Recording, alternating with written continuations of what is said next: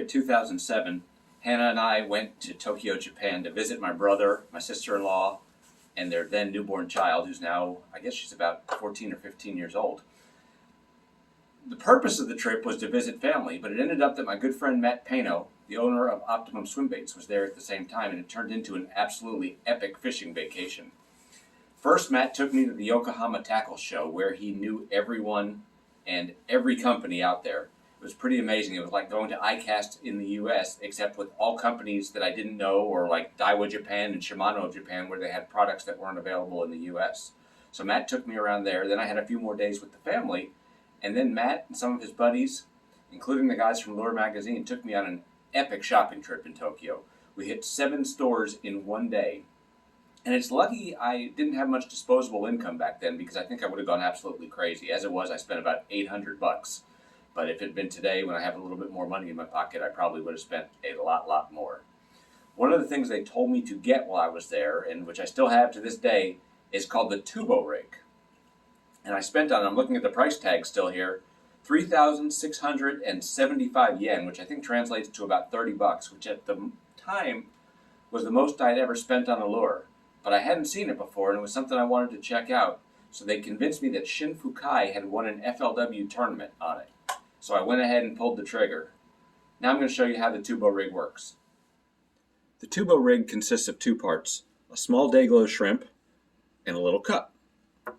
You thread your line through a hole in the base of the cup. It comes out here, you attach it to the shrimp, which may or may not have a small hook of its own on it.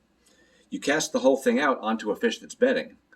The cup sits down in the bed, and then what happens is you give it some line, and the shrimp pops out like this. You pull your line back, the shrimp goes into the cup. It's a pure cat and mouse game for bedding fish. What the guys in Japan had told me is that Shin Fukae threw it on beds at Okeechobee. He didn't attach a hook to his shrimp, but he used it to bait the fish and get them all riled up, and then once he had the fish ready to go, he would take the shrimp in the cup, reel it back in, cast a Senko on it, and pretty much catch a big fish every time, and that led to a $100,000 check. So Matt and his cohort convinced me to buy this crazy contraption for $36, which you may recall is more than I'd ever spent on a lure at that time. I bring it home, I check out FLW magazine. Sure enough, Shin Fukae had won at Okeechobee. The magazine, though, just said that he won using a swim bait in the beds. He'd get the fish riled up, and then he would throw a Senko at them. So I still wasn't 100% convinced. Fortunately, the FLW tour was coming to my home waters, the Potomac, that summer, and I knew there'd be an expo at the old DC Armory. So on the final day of the tournament, when Shin hadn't made the cut, I went, and I took my Tubo Rig with me. Once I got there, I quickly accosted Shin, and I pulled out the Tubo Rig. At first, he played a little coy, like I had gotten in on a good joke with him, but he wasn't ready to admit it. Shin speaks remarkably good English, but he often pretends, or at least back in the day, he would pretend like he didn't. Fortunately, at that exact moment, Larry Nixon happened to wander by. Now, when Shin won at Okeechobee, Nixon hadn't made the cut, and he worked as a commentator the last day. Shin knew the jig was up at that point. Larry Nixon confirmed that this is what he had been using. So the cat was out of the bag.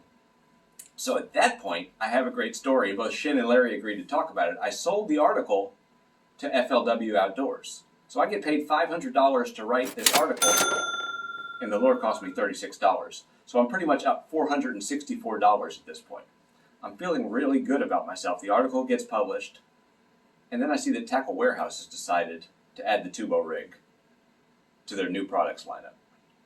This is pretty cool. It's the first time I've written about something for the first time, and it comes to America, and people decide that that's something that they need to have. Unfortunately, I don't think anyone decided they needed to have it, because a few months later, Tackle Warehouse was blowing them out for the bargain price of $9.99. I have no idea if they ever sold any. So I may never have actually caught any fish on the Tubo Rig, and the people at Tackle Warehouse may hate me.